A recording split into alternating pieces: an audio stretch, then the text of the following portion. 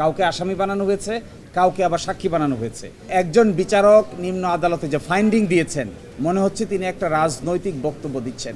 যে এই ভারতীয় সাবকন্টিনেন্টে তাজ হোটেলের মামলা, তারপর আকসারদাম টেম্পলের মামলা, ইন্দিরা গান্ধী হত্যা কেস এবং রাজীব গান্ধী হত্যা কেসের সঙ্গে এইটার একটা সম্পর্ক আছে। এই জাজমেন্টগুলো আমরা দিয়েছি, আদালত আশা করি এগুলো পড়বেন।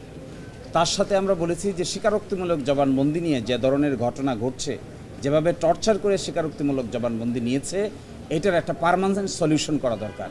এই ক্ষেত্রে আইনজীবীর উপস্থিতি এবং অডিও ভিডিও রেকর্ডিং যদি সংরক্ষণ করা যায়, তবে স্বীকারোক্তিমূলক জবানবন্দিকে যে যার মতো করে এইভাবে ব্যবহার করতে পারবে না।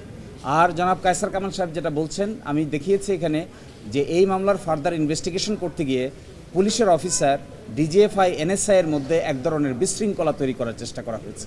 কাউকে আসামি বানানো হয়েছে, কাউকে আবার সাক্ষী বানানো হয়েছে। সিনিয়রকে সাক্ষী করেছেন, জুনিয়রকে আসামি বানিয়েছেন। আমরা বলছি বাংলাদেশে এই ধরনের ক্রিমিনাল বিচার ব্যবস্থার ইনভেস্টিগেশনের জন্য একটা স্বাধীন ইনভেস্টিগেশন এজেন্সি গড়ে তোলা দরকার, যেন জাতি ভবিষ্যতে উপকৃত হয়। আর শেষ কথা বলেছি যে একজন বিচারক নিম্ন আদালতে যে ফাইন্ডিং দিয়েছেন, মনে হচ্ছে তিনি একটা রাজনৈতিক বক্তব্য দিচ্ছেন রায় লেখার ক্ষেত্রে।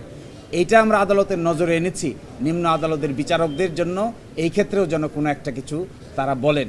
আর সর্বশেষ জনাব বাবর সাহেব যে কথাটা আমাকে প্রায়ই বলেন, তিনি বলেন যে তাকে এই মামলার আসামি করা হয়েছে কারণ তাকে বারবার বলা হয়েছে ম্যাডাম খালেদা জিয়ার বিরুদ্ধে বলার জন্য। তিনি এটা বলতে রাজি হন নাই, এই জন্যই বারবার তাকে এই ধরনের অনেকগুলো মামলায় আসামি করা হয়েছে। প্রায় 17টা মামলার আসামি করা হয়েছে ওনাকে। ফলে আমরা এক্সপেক্ট করি 4 সেপ্টেম্বর সকলেই বেকসুর খালাস পাবেন এবং জনাব তারেক রহমান সহ সকলেই যদি খালাস পান, তাহলেই এখানে সত্যিকার অর্থে ন্যায় বিচার প্রতিষ্ঠিত হবে বলে আমরা মনে করি। আমাদের অবস্থান থেকে লানের সিনিয়র সহ সকলেই আমরা চেষ্টা করেছি। আমাদের কাছে আপাত দৃষ্টিতে মনে হয়েছে যে আদালতের যে সমস্ত প্রশ্ন ছিল সেগুলো আমরা দিতে সম্মত হয়েছি বা পারঙ্গমতা দেখিয়েছি, সক্ষম হয়েছি। আর বাকিটা আদালত যেটা সিদ্ধান্ত নেবে সেটাই আমাদের সকলের উপর বাধ্যকর।